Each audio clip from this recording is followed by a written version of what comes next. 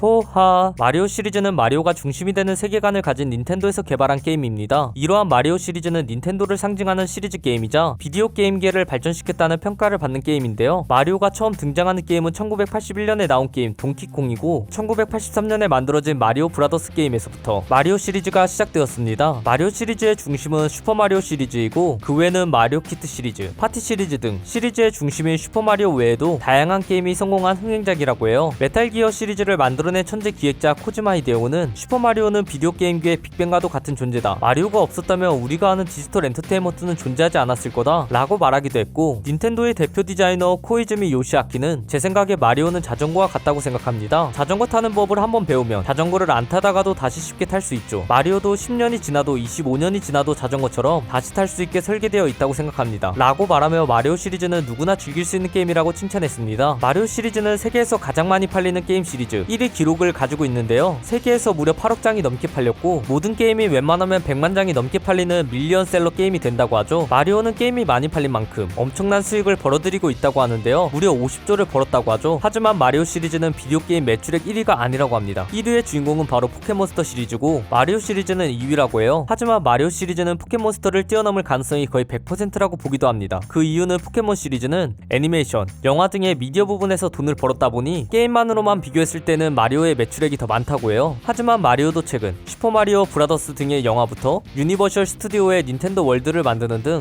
여러 미디어에 등장시키기 시작해서 영화, 애니메이션 등 여러 작품이 성공하게 된다면 전체 부분에서도 훨씬 많은 돈을 벌면서 포켓몬스터를 뛰어넘을 수 있다는 예상이 많죠. 이번에 개봉한 슈퍼마리오 브라더스는 1993년 이후 약 30년 만에 다시 만든 영화라고 하는데요. 많은 인지도를 가지고 있는 마리오 시리즈가 30년 만에 새 영화가 만들어진 이유는 세계 최초의 영화가 망해버렸기 때문입니다. 1993년에 개봉한 슈퍼마리오 브라더스 영화는 세계 최초의 게임 원작 영화인데요. 마리오 시리즈의 성공과 700억 제작비가 투자될 만큼 큰 규모 덕분에 많은 기대를 걸고 있던 이 작품은 원작 파괴, 엄청나게 저하된 퀄리티 등 많은 문제점만 부각되면서 제작비조차 건지지 못했습니다. 많은 기대를 건 첫 작품이 폭망해버리자 닌텐도에서는 우리 그냥 영화는 하지 말자 라는 생각을 갖고 많은 영화화 제안을 모두 거절하며 슈퍼마리오 브라더스 트라우마에 시달리는 모습을 보여주었죠. 하지만 최근에는 다시 여러 미디어에서 마리오를 볼 수 있을 예정인데요. 그 이유는 바로 디즈니 덕분입니다. 마리오의 아버지라고 불리는 미야모토 시게루는 많은 부모님들은 게임을 하는 아이를 싫어하지만 디즈니 애니메이션을 보는 건 막지 않는다. 우리 마리오도 이런 디즈니처럼 게임이 아니더라도 어필할 수 있는 컨텐츠가 필요하다고 생각한다 라고 말하면서 앞으로 많은 미디어에서 마리오를 볼 수 있게 하겠다고 말했죠. 그 후 슈퍼배드 시리즈, 미니언즈를 만든 일루미네이션 엔터테인먼트와 협업을 발표하면서 30년 만에 영화를 다시 만든다고 발표했습니다. 그렇게 만들어진 영화가 바로 이번에 개봉한 슈퍼마리오 브라더스라고 해요. 많은 팬들이 제발 망하지 않게 해주세요 라고 기원한 슈퍼마리오 브라더스는 원작의 재미를 제대로 살렸다는 평가와 함께 개봉 일주일 만에 9천억을 넘게 벌면서 흥행에 성공하고 있습니다. 마리오 시리즈는 작품 특유의 가벼운 분위기 덕분에 세계관 설정에는 크게 집착하지 않는다고 해요. 그래서 엄청나게 많은 게임이 나온 마리오 시리즈이지만 그전 게임의 스토리가 이어지지 않는 경우가 대부분이라고 합니다. 하지만 최근에는 마리오 파티나 카트 시리즈에서 나오는 스토리들은 본가 시리즈의 설정을 파괴하지 못하게 하고 있는데요. 이것 또한 나중에 애니메이션 혹은 또 다른 영화가 만들어졌을 때 마리오 시리즈의 설정을 통일하기 위해서 본가 파괴를 불가능하게 만들었다고 하죠. 많은 팬들은 마리오 시리즈를 이제 게임에서만 보지 않고 다른 미디어에서도 볼 수 있겠다고 말하면서 좋아하고 있지만 과거에 나왔던 많은 게임에서 마리오가 악당으로 나온다든지 피치가 마리오를 구하러 간다든지 등의 원작 설정 파괴를 좋아했던 팬들은 아쉬워하기도 합니다. 마리오 시리즈의 주인공은 마리오고 그 다음으로 많이 등장하는 캐릭터는 마리오의 쌍둥이 남동생 루이지입니다. 그 외에는 요시, 동키콩, 와리오와 와루이지, 피치와 로젤리나, 쿠파와 키노피오 등이 등장해요. 마리오는 마리오 시리즈의 주인공이자 주로 빨간색을 컬러로 사용하는 캐릭터입니다. 1981년에 나온 아케이드 게임 동키콩에서 먼저 등장했지만 그때는 점프맨이라는 이름으로 등장했었으며 2년 뒤 1983년에 나온 동키콩 주니어 게임에서부터 마리오라는 이름으로 등장했죠. 사실 마리오라는 이름은 닌텐도 미국 지사가 있던 건물의 주인 마리오 시갈리라는 기업인에게서 따온 이름입니다. 마리오 시갈리의 건물에 있던 닌텐도 회사는 장사가 잘 되지 않아서 임대료가 자주 밀렸었거든요. 그래서 화가 난 마리오 시갈리는 건물로 찾아가서 게임을 하고 있던 직원들에게 화를 낸 적이 있습니다. 그때 혼난 닌텐도 직원들은 마리오 시갈리를 점프맨 이름에 쓰면 되겠는데? 라는 생각을 한 뒤 이름을 마리오라고 지었고 마리오 시갈리의 체격과도 비슷하게 통통하게 디자인했다고 하죠. 그래서 원래는 동키콩에서 등장했던 이 포스터의 모습을 보면 무난한 아저씨의 모습을 보여줬지만 지금은 눈에 보일 정도로 배가 나온 모습을 보여주는 캐릭터로 디자인이 되었습니다. 마리오의 직업은 배관공이라고 알려져 있지만 사실은 배관공 역할만 하는 게 아니라고 해요. 마리오의 아버지라고 불리는 미야모토 시게루는 마리오는 배관공만 마리오만 하는 게 아니다. 게임 내에서 카트를 운전하는 것도, 맨날 납치되는 피치를 구하는 것도, 테니스를 치고 의사를 하는 것도 모두 마리오의 직업이라고 합니다. 이렇게 게임 안에서 마리오가 하는 모든 일들은 사실 모두 마리오의 직업이라는 이야기인데, 이러한 것을 보면 진짜 마리오는 바쁘게 사는 것 같습니다. 이러한 레이싱, 골프, 테니스 등 엄청나게 다양한 스포츠 종목을 모두 잘 소화하다 보니 사실 마리오는 재능러가 아니냐는 주장도 있죠. 하지만 실제로 마리오를 플레이해보면 생각보다 평범한 능력치를 가지고 있는 걸 볼 수 있는데요. 다양한 것들을 모두 잘하기는 하지만 딱히 특별한 건 없는 오각형 캐릭터라는 평가가 많습니다. 그런데 어이없는 건 마리오를 선택하지 않고 스토리를 진행하면 상대 보스로 나오는 일이 많아서 내가 하면 평범하고 상대로 나오면 강한 캐릭터라고 하죠. 마리오를 내가 안 하면 센 캐릭터로 설정한 이유는 주인공이다 보니 많은 사람들이 마리오를 선택해서 게임할 텐데, 만약 마리오를 그냥 센 캐릭터로 설정한다면 많은 사람들이 플레이할 때 게임의 난이도가 너무나도 쉬워지고, 그렇다고 마냥 약하게만 만들기에는 시리즈를 이끌어 나가야 하는 주인공이다 보니 내가 할 때는 밸런스가 잘 맞춰진 무난한 캐릭터, 내가 안 할 때는 강한 캐릭터라는 설정을 한 것 같아요. 마리오를 대표하는 능력 중 하나는 바로 점프입니다. 155cm라는 키를 갖고 있지만 게임 내에서는 자기 키의 2배에서 3배 되는 높이의 점프를 자주 보여주죠. 거기다 텀블링,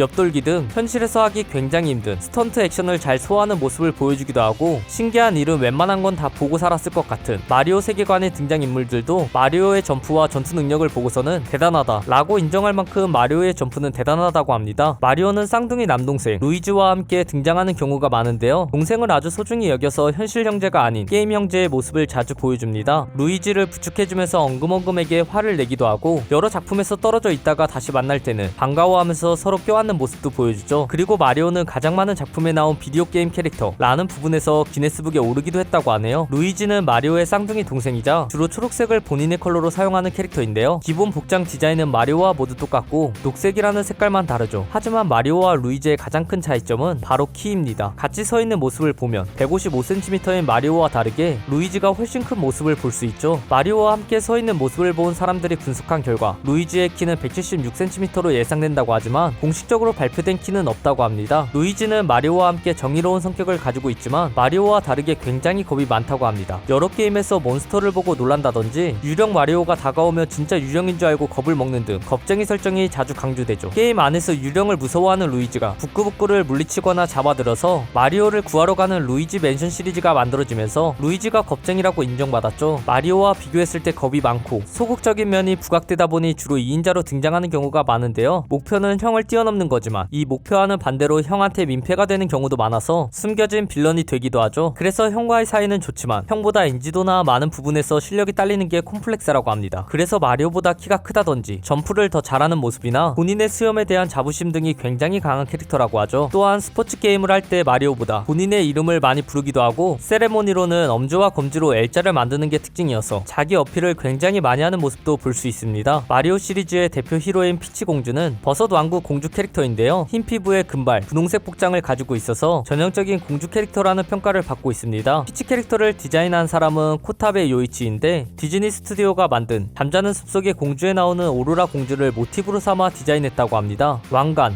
금발, 분홍색이 상징이라는 점이 모두 공통점이라고 하죠. 피치 공주는 마리오 시리즈에 끊임없이 출연하다 보니 비디오 게임에 가장 많이 출연한 여성 캐릭터라는 기록을 가지고 있습니다. 피치 공주는 납치 전문 캐릭터로도 불리는데요. 납치를 하는 게 특기가 아니라 맨날 쿠파한테 납치를 당하는 게 특기라고 하죠. 그런데 피치는 대부분의 작품에서 공주가 아닌 나라의 왕 역할로 나오다 보니 공주가 맞냐? 피치 공주가 아니라 여왕이라고 불러야 하는 거 아니냐? 라는 반응도 많은데요. 가정집에 피치의 초상화가 걸려있는 집도 있고 성에는 피치의 동상까지 있어서 피치가 정말 왕이 아니냐라는 의심도 하지만 왜 계속 공주라는 이름을 쓰는지는 밝혀지지 않았다고 하죠. 슈퍼마리오 시리즈의 가장 강력한 빌런 쿠파는 대마왕이라는 칭호를 가지고 있는 거북이 캐릭터인데요. 쿠파의 모습은 미야모토가 좋아하는 서유기 애니메이션의 우마왕에서 따왔다고 하며 체격은 그때그때 차이가 있지만 대부분 2m를 넘기고 있죠. 쿠파는 의외로 한국과 관련 있는 캐릭터인데요. 쿠파라는 이름은 국밥에서 따왔다고 하죠. 미야모토가 회식을 하면서 보스 이름을 정하고 있을 때 가게에서 누가 국밥 먹고 싶다라고 말한 걸 들은 뒤 어감이 괜찮은데? 라고 생각해서 국밥과 발음이 비슷한 쿠파를 이름으로 지었다고 합니다. 쿠파는 전차 부대와 군대를 거느리고 있으면서 본인은 불을 뿜고 마리오와의 전투에서는 몸을 커지게 만들어서 전투를 하기도 하는데, 이 행동을 하는 이유는 목표인 세계 정복을 이루기 위해서라고 해요. 게임 안의 쿠파는 아무도 막지 못하는 먼치킨 캐릭터입니다. 게임 내에서 마리오는 대부분 싸워서 이기기보다는 다른 물건을 쓰거나 높게 점프한 뒤 밟아서 이기는 것밖에 하지 못하죠. 마리오가 많은 게임에서 쿠파를 물리치다 보니 많은 사람들은 마리오가 쿠파를 이기지 않나? 라고 생각할 수 있지만, 쿠파가 마음먹으면 피치든 마리오 형제든 아무나 납치에 성공하는 모습을 보여줘서 마리오 세계 최강자로 인정받고 있습니다. 하지만 쿠파가 피치를 워낙 자주 납치하다 보니 버섯 왕국의 국민들은 대부분 어차피 마리오가 또 구해주겠지 라고 말하며 대수롭지 않게 생각한다고 해요. 피치가 있는 버섯 왕국의 치안은 정말 최악이라고 할 수 있는데 왕국의 경비원이 딱 둘, 마리오와 루이지밖에 없기 때문이에요. 그러다 보니 공주인 피치가 자주 납치당하고 마리오와 루이지가 항상 찾으러 다니는 거죠. 쿠파는 작품 내에서 유일하게 마리오를 라이벌로 인정하지만 카트, 파티, 스포츠 시리즈에서는 다른 요소를 쓰지 않고 정정당당하게 승부하기도 하며 마리오가 납치당했을 때는 구해주기도 하고 서로 정기적으로 카트 대회를 열면서 쿠파성을 카트 트랙으로 내주기도 하는 등 여러 작품에서 사이가 좋은 경우도 많습니다. 하지만 루이지는 엄청나게 무시해서 이름으로 부르지도 않고 초록색 수염, 녹색 수염으로 부른다고 해요. 마리오 앤 루이지 RPG 시간의 파트너 등의 게임에서는 베이비 쿠파로 등장하기도 하는데 나중에 등장하는 쿠파 주니어와 똑같이 생겼죠. 사실 쿠파 주니어라는 캐릭터 자체를 베이비 쿠파의 모습에서 따왔다고 하며 게임 내에서 등장하는 대사 중 몇 개가 똑같기도 하고 베이비 쿠파와 쿠파 주니어의 성우도 똑같다고 하죠. 키노피오는 마리오 시리즈의 종족이자 버섯 왕국 시민들을 부르는 말인데요. 이름의 유래는 버섯을 뜻하는 일본어 키노코와 피노키오를 합친 것이고 북미에서는 토드라고 부른다고 합니다. 하지만 한국에서는 키노피오라는 이름 대신 그냥 버섯이라고 부르는 사람도 많고 키노피오를 피노키오라고 부르기도 하죠. 사실 이 위에 버섯 모양은 갓이어서 벗을 수 있다고 하며 복장과 갓을 봤을 때 고대 페르시아인을 모티브로 삼아 만들었다고 추측하고 있습니다. 한 캐릭터가 아니라 시민이라는 특성을 가지고 있다 보니 사람들은 주로 색깔로 키노피오를 구별하는데요. 지금까지 등장한 키노피오는 빨강, 파랑, 노랑, 초록, 보라, 청록 등 다양한 색깔의 키노피오가 등장했습니다. 데뷔작인 슈퍼마리오 브라더스에서는 이렇게 구현되었는데 기술적 한계로 손이 모양이 욕을 떠오르게 하기도 해서 이 모습이 밈으로 사용되고 있다고 해요. 버섯 왕국 시민이 아니지만 마리오 시리즈에서 많이 등장하는 캐릭터 요시는 요시 아일랜드에서 사는 하나의 종족을 말합니다. 하지만 게임에서 주로 등장하는 요시는 요시 종족의 주인공이라고 하며 이 초록 요시 외에도 노랑, 주황 등 엄청나게 다양한 요시들이 등장하기도 해요. 요시 종족은 쓰는 언어가 굉장히 특이해 게임에 따라 다른 캐릭터들이 요시가 하는 말을 잘 알아듣지 못하는 경우도 많죠. 요시는 공룡이 모티브로 만들어진 캐릭터는 맞지만 설정상으로는 거북족이라고 해요. 그래서 등에 있는 안장은 등껍질이라고 생각하고 만든 거라고 합니다. 혀는 개구리나 카멜레온을 떠올리게 만들 정도로 길고 누군가를 태우고 다닐 수 있다는 게 신체적 특징이죠. 이름인 요시는 한 닌텐도 사원의 별명에서 유래되었다고 하며 맨 처음에는 마리오를 태우기 쉬운 엄청나게 큰 캐릭터였지만 점점 존재감이 강해지면서 몸통이 비율이 줄어들고 머리와 팔다리의 크기가 커지면서 우리가 아는 요시의 모습이 되었습니다. 작품마다 어떨 때는 마리오가 잘 타고 다닐 정도로 크기도 하지만 어떨 때는 마리오보다 작아서 요시는 큰 캐릭터야 작은 캐릭터야? 라고 말하며 요시가 과연 큰지 작은지 혼란스러워하는 팬들도 있다고 하죠. 요시는 닌텐도에서 요시 시리즈를 따로 만들어줄 만큼 많은 인기를 얻은 캐릭터인데요. 마리오 카트 시리즈, 마리오 파티 시리즈 등과는 다르게 슈퍼마리오 시리즈와 함께 본가 시리즈로 인정받기도 합니다. 마리오 시리즈에서 변하지 않은 설정은 몇 가지가 있는데 버섯은 아군이고 거북이는 적군이라는 것이 그중 하나예요. 쿠파와 엉금엉금 등의 거북이 캐릭터들이 적이고 버섯 왕국의 캐릭터들이 아군이라는 설정을 가지고 모든 스토리가 진행됩니다. 하지만 이 법칙에서 유일하게 벗어나는 건 바로 쿠파의 부하인 군바인데요. 그러나 군바는 원래 버섯 왕국 출신이었다가 쿠파를 만나면서 타락하여서 원래는 착했던 캐릭터라고 합니다. 마리오 시리즈는 일본의 기업인 닌텐도에서 만들어진 시리즈이지만 일본 문화색이 강하지 않은 게 특징 중 하나예요. 닌자의 성, 타누키 마리오 등 일본풍 요소가 어느 정도 등장하기도 하지만 전체적으로 어느 한 나라의 색이 강하지 않은 것이 마리오 시리즈의 특징이라고 하죠. 슈퍼마리오 시리즈에서 마리오가 버섯을 먹고 점점 커지는 건 이상한 나라의 앨리스에서 앨리스가 버섯을 먹고 커지는 설정에서 모티브를 얻었다는 예측도 있습니다. 슈퍼마리오 시리즈 등에서 아무것도 하지 않고 가만히 있으면 갑자기 마리오가 그 자리에서 잠드는 이스터에그도 다양하게 볼 수 있죠. 닌텐도 회사가 페미컴, DS, 위, 3DS, 스위치 등 다양한 게임을 내면서 마리오도 계속해서 플랫폼을 바꾸며 게임을 내고 있는데요. 거기다 미디어로도 다양한 작품들이 나오고 있다 보니 팬들도 과연 다음 작품은 뭘까? 라고 매번 궁금해한다고 합니다. 마리오 64는 플레이 도중 알 수 없는 버그 때문에 어느 한 지점에 가면 갑자기 마리오가 순간이동을 해서 하늘에서 떨어지는 버그가 있었어요. 이 버그가 있는지 모르고 게임을 하던 스피드런 유튜버 도타티백은 이 버그 덕분에 예전 기록보다 엄청나게 시간을 단축할 수 있었죠. 그런데 문제는 이 버그가 왜 생겼는지, 어떻게 해결해야 하는지, 코드 문제인지 플레이하는 기계 문제인지도 밝혀지지 않아서 마리오 64를 전문적으로 플레이하는 유튜버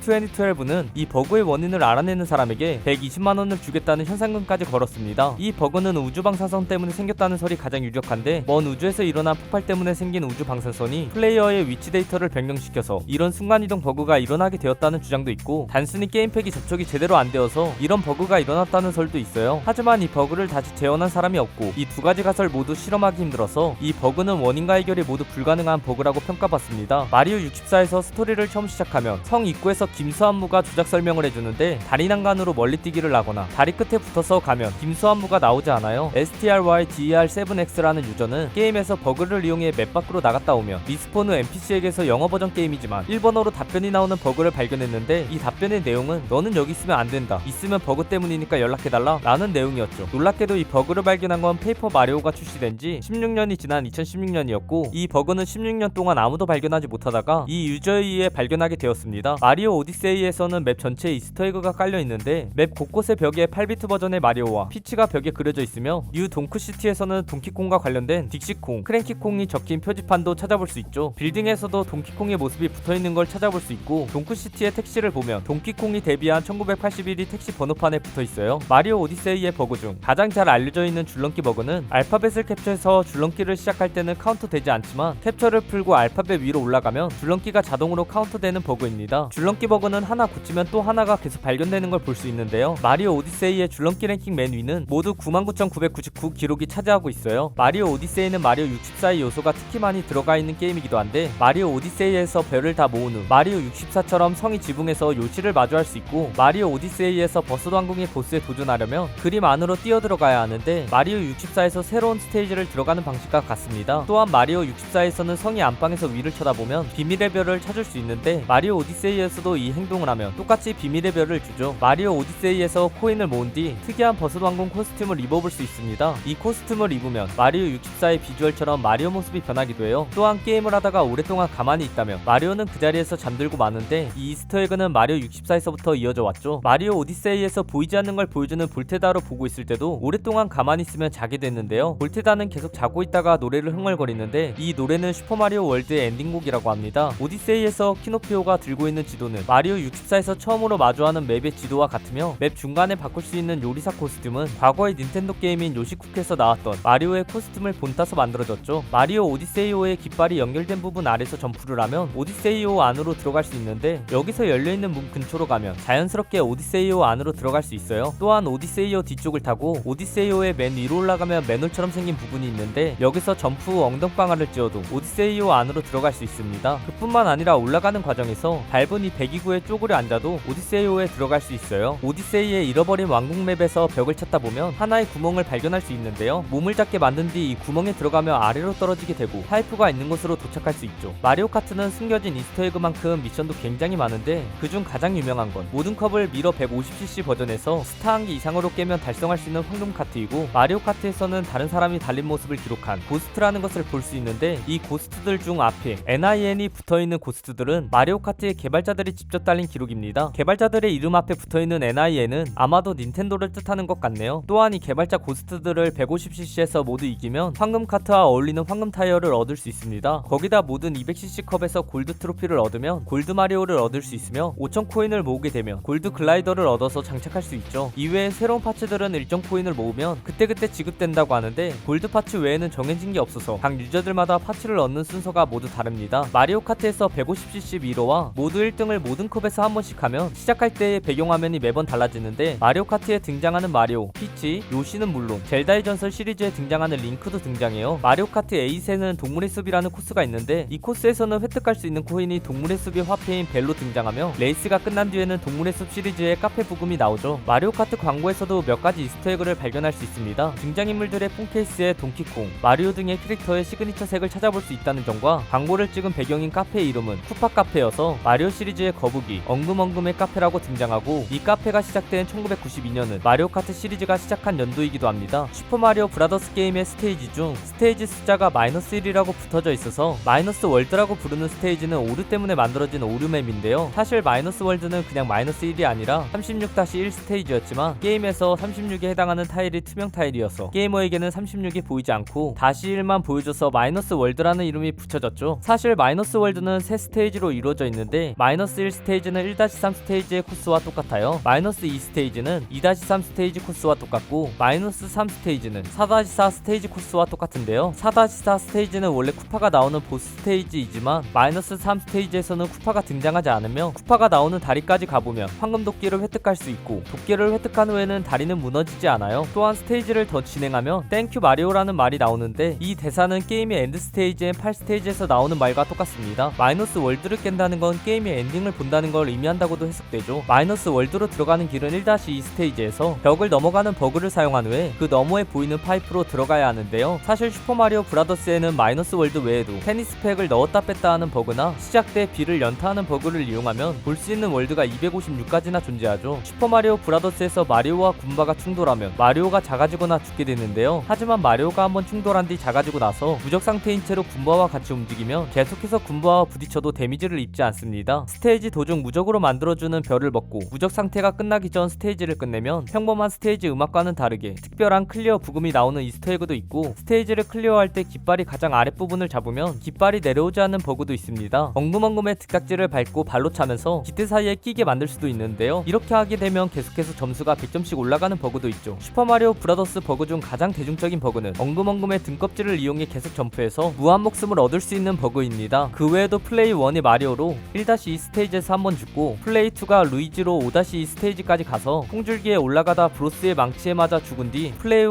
마리오로 1-2 스테이지를 다시 시작하면 콩나무가 나오는데, 이때 적으로 나오는 매트를 때리면 계속 무한 생명을 얻을 수 있죠. 하지만 이 조건이 워낙 까다롭다 보니 이 버그는 2015년에나 발견되어 출시된 지 30년이 지나 발견된 버그라고 불립니다. 플레이 도중 점프하고 있던 펄럭펄럭을 밟은 뒤 떨어지면 바닥이 맵을 뚫고 캐릭터를 조작할 수 있어요. 슈퍼마리오 브라더스를 플레이하다 보면 단디와 구름을 볼 수 있는데, 사실 이 두 가지 요소는 모양은 똑같고 색만 다르게 색칠한 요소이며, 스테이지가 지날수록 커지는 성은 사실 새로 그린 게 아니라 작은 성들을 계속 덧붙여서 키운 것이라고 합니다. 영화 슈퍼마리오 브라더스에서는 마리오와 루이지가 임무를 위해 뛰어가는 장면이 있는데, 이 장면은 슈퍼마리오 브라더스의 횡스크롤 게임 장면을 따라해서 만든 것이며, 뛰는 장면을 자세히 찾아보면 블록의 위치와 배관의 위치가 같아서 1-1 스테이지의 맵과 같은 구조를 가지고 있어요. 마리오가 기둥으로 점프하는 장면은 슈퍼마리오 브라더스에서 마리오가 게임을 클리어할 때 기대로 점프하는 장면을 따라해서 연출한 거죠. 슈퍼마리오 브라더스 시리즈는 매번 1-2 스테이지가 첫 지하 스테이지로 등장하는데, 영화에서도 마리오 형제가 하수구로 내려갈 때 1-2라는 표지판을 찾아볼 수 있습니다. 게임에서 1-2 스테이지는 5-1 스테이지로 워프되는 버그가 있습니다. 영화에서는 주인공들이 지하에서 버섯 항공으로 워프하는 장면이 이 버그를 표현한 거예요. 또한 마리오 형제가 하수구로 이동할 때 체스요 카나드라는 프랑스 레스토랑을 볼 수 있는데, 이 가게 이름은 프랑스어로 오리사냥이라는 뜻이며 닌텐도의 오래된 게임인 더 컨트를 의미합니다. 영화에서 마리오가 피치의 성에 도착하자 경비병이 공주는 다른 성에 있다 라고 말하는데요. 이 대사는 슈퍼마리오에서 한 스테이지를 클리어하면 나오는 대사와 같은 대사예요. 피치는 마리오와 훈련할 때 공중에서 서서히 내려오는데, 이 장면은 슈퍼마리오2에서 나온 피치의 모습과 똑같죠. 영화에서 피치 공주의 성은 마리오 오디세이에서 등장했던 성을 모티브로 제작되었고, 피치와 마리오가 여행을 시작하는 이 필드는 마리오 64의 첫 맵인 배틀필드 맵을 기반으로 구현했습니다. 여행 중에 피치가 꽃을 보여주는데요. 이 꽃은 마리오 시리즈에서 마리오가 붐을 뿜게 해주는 파이어플라워이며, 피치와 마리오 일행이 영화에서 지나가는 이곳은 슈퍼마리오 오디세이에 등장하는 모래왕국이고, 셋이 노을을 보는 이 장면은 슈퍼마리오 U에 나오는 사탕광산 맵이에요. 영화에서 마리오와 루이지의 배관수리공 광고 영상이 나오는데, 이때 사용된 음악은 미국의 슈퍼마리오 쇼의 인트로 음악입니다. 이 광고에서 나온 전화번호의 홈페이지 또한 슈퍼마리오 브로스의 사이트와 전화번호인데요. 마리오와 루이지가 싸움에서 승리한 후 브루클린에서 환영을 받는 장면이 있습니다. 이 환영을 하는 사람들 중 닌텐도의 과거 사장이었던 이와타 사토루를 찾아볼 수 있어요. 마리오 시리즈 게임 중 마리오 카트는 맵의 형태는 다르지만 매번 무지개 로드라는 맵이 등장합니다. 영화에서도 무지개 로드에서 카트를 타는 장면이 등장하는데, 영화에서 마리오가 이 트랙을 달리면서 큰 지름길로 달리는 걸로 봐서는 마리오 카트 시리즈 중 마리오 카트 64에 나오는 무지개 로드에서 큰 지름길이 나오는 맵과 같다고 추정됩니다. 마리오와 루이지가 영화에서 대화하는 중 뒤에 한 오락기가 보이는데요. 이 오락기는 마리오 캐릭터가 처음으로 등장한 동키콩 게임이 틀어져 있으며, 오락기 상단에는 마리오가 이름이 지어지기 전 이름이었던 점프맨이 적혀있죠. 또한 동키콩 게임을 하고 있던 캐릭터 주세페의 목소리는 어딘가 익숙한데, 사실 주세페의 목소리는 슈퍼마리오 원작 게임의 성우인 찰스 마티네이입니다. 피자 가게에서 마리오 형제를 괴롭히는 빌런의 이름은 스파이크인데, 이 캐릭터는 레킹 크루에 나오는 스파이크를 그대로 가져온 인물이에요. 거기다 찰스 마티네이는 마리오 형제의 아버지 역할로도 출연해 1인 2역을 모두 소화해냈죠. 마리오가 방에서 하는 게임은 퀴드 이카로스라는 게임인데, 이 게임은 실제 닌텐도가 만든 게임이며, 마리오의 방에 액자에 걸린 그림들은 닌텐도 골프, 테니스, 프로레슬링, 쿵푸 등 다양한 닌텐도 작품이 걸려 있습니다. 마리오 형제는 이후 브루클린 벽을 뚫고 들어가게 됩니다. 뚫린 벽의 모습은 도트 형태의 마리오 머리와 똑같이 생겼네요. 루이지가 다크랜드에서 깨어날 때 영화의 부금이 바뀌는 걸 알 수 있는데요. 이때 나오는 부금이 바로 루이지 맨션의 부금입니다. 또한 루이지 맨션 게임에 나왔던 고장난 손전등 아이템도 영화에서 등장했으며, 슈퍼마리오 갤럭시에 등장하는 루마리를 쿠파에게 갇힌 뒤 제수로 만나기도 하죠. 마리오가 동키콩과의 전투 중 먹은 파란 버섯은 몸을 작아지게 만들어주는데, 이 버섯은 마리오 파티 4에 처음 나왔던 땅콩 버섯입니다. 영화에서 주인공들이 크랭키콩, 동키콩과 나오는 오두막은 동키콩 컨트리에서 나온 집을 모티브로 디자인했다고 해요. 있는데요. 영화 중 피치의 결혼식의 장면을 보게 되면 역에서 쿠파는 흰 턱시도와 모자를 쓰고 나오는데 이 착장은 모두 슈퍼마리오 오디세이에서의 착장과 같습니다. 또한 쿠파가 피치에게 주기 위해 준비한 꽃다발도 마리오 오디세이에서 나온 꽃다발과 똑같죠. 거기다 하객들 중에는 슈퍼마리오 64의 첫 보스인 킹폭탄과 쿠파의 부하인 킹북구도 찾아볼 수 있어요. 결혼식에서 마리오는 쿠파를 물리치는데 이때 쓰는 기술도 슈퍼마리오 64에서 나오는 쿠파의 꼬리를 잡고 회전시켜서 멀리 던지는 기술입니다. 후반부 결혼식에서 피치가 사용하는 건 슈퍼마리오 만화에 나왔던 아이스 플라워이며 마리오는 슈퍼마리오 3에 나왔던 너구리 슈트를 사용하는 걸 볼 수 있습니다. 슈퍼마리오 3에 나왔던 루드위그의 악기도 찾아볼 수 있고 마리오와 루이지가 쿠파를 물리칠 때는 마리오 시리즈에서 캐릭터를 무적 상태로 만들어주는 슈퍼스타를 이용해 쿠파를 물리치는 걸 볼 수 있죠. 구글에서도 마리오 이스터에그를 찾아볼 수 있는데 마리오 브라더스를 검색한 후 등장하는 이 블록을 누르면 실제 게임처럼 박스에서 점수가 나옵니다. 이스터에그는 원래 없었으나 구글이 슈퍼마리오 시리즈의 30주년을 축하하는 차원에서 만들어주었다고 해요. 오늘은 닌텐도의 마스코트 슈퍼마리오에 대한 100가지 TMI를 정리해보았는데요. 재밌게 보셨나요? 혹시 TMI 중간에 잘못된 내용이나 제가 찾지 못한 내용들을 알고 있으시다면 댓글로 남겨주시면 감사하겠습니다. 오늘도 포비 하나로 되시길 바라겠습니다. 그럼 모두 포바.